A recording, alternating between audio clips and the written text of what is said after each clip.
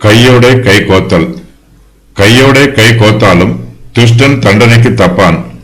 நீதிமான்களுடைய சந்ததியோ விடுவிக்கப்படும். ஒரு சிலர் கூட்டாக சேர்ந்து பாவம் செய்வார்கள். தங்களை யாரும் கண்டுபிடிக்க கூடாது என்பதற்காகவும், கண்டுபிடிக்கப்பட்டாலும் தங்களுக்கு தண்டனை கிடைக்கக்கூடாது என்பதற்காகவும் பாவிகள் ஒன்று சேர்வார்கள். இவர்கள் எவ்வளவு நெருக்கமாய் ஒன்று சேர்ந்தாலும் கர்த்தர் இவர்களுடைய ஐக்கியத்தை முறித்து போடுவார். துஷ்டன் தண்டனைக்கு தப்பான். துன்மார்க்கர் கூட்டு சேர்வதனால் தேவனுடைய கோபத்திற்கும் தண்டனைக்கும் அவர்களால் தப்பிக்கவே முடியாது. துஷ்டரின் எண்ணிக்கை அதிகமாய் இருக்கும்போது அவர்களுடைய துஷ்டத்தனமும் அதிகரிக்கும். அவர்கள் ஒருவருக்கொருவர் ஆதரவாக இருந்து தங்களுடைய துஷ்டத்தனத்தை தடையில்லாமல் நிறைவேற்றுவார்கள். துஷ்டருடைய பிள்ளைகளும் துஷ்டராகவே இருப்பார்கள்.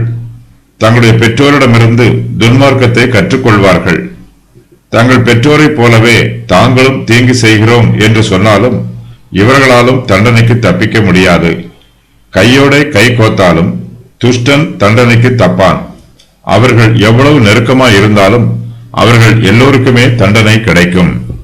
தங்களுக்கு ஒன்றுமே தெரியாது என்றும் மற்றவர்கள்தான் தங்களை துன்மார்க்க கிரியையிலே பாழாக்கி விட்டார்கள் என்று சொன்னாலும் அவர்களால் தண்டனைக்கு தப்பிக்க முடியாது.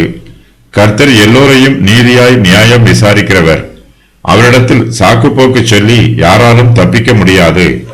நீதிமானின் பிள்ளைகள் தங்கள் பெற்றோரின் அடிச்சுவடுகளை பின்பற்றி நடப்பார்கள். பெற்றோரைப் போலவே அவர்களுடைய பிள்ளைகளும் நீதியின் பாதையில் அவர்களை பின்பற்றி செல்வார்கள். அவர்கள் கீழே விழுந்தாலும் எழுந்திருப்பார்கள். கர்த்தருடைய பாதுகாப்பும் பராமரிப்பும் நீதிமான்களுக்கு கிடைக்கும். நீதிமான்களுடைய சந்ததி விடுவிக்கப்படும். அவர்கள் ஆபத்தில் சிக்கிக் கொண்டாலும் கர்த்தர் ஏற்ற வேளையிலே அவர்களை விடுவிப்பார். துஷ்டர்களையோ தண்டிப்பார். மனுஷர் ஒருவருக்கொருவர் பிணைக்கப்படுவதை கையோட கைகோத்து உறுதி பண்ணிக் கொள்கிறார்கள். துன்மார்க்கர் தங்களுடைய பாவத்தில் ஒருவருக்கொருவர் கைகோர்த்து கொண்டாலும் அவர்கள் தண்டனைக்கு தப்ப மாட்டார்கள். தங்களுடைய கலக குணத்தின் நிமித்தம் நியாயம் தீர்க்கப்பட்டவர்கள். பாபேல் கோபுரத்தை கட்டியவர்கள் சோதோம் கோமோரா பட்டணத்தார். கோராகுவும் அவனுடைய கூட்டத்தாரும் கானானிய ராஜாக்கள் 10 ராஜாக்கள். விடுவிக்கப்பட்ட நீதிமானின் சந்ததியார் நோவாவும் அவருடைய குடும்பத்தாரும், லோத்தும் அவருடைய குடும்பத்தாரும், யூதர்கள், எபிரெய வாலிபர்கள்.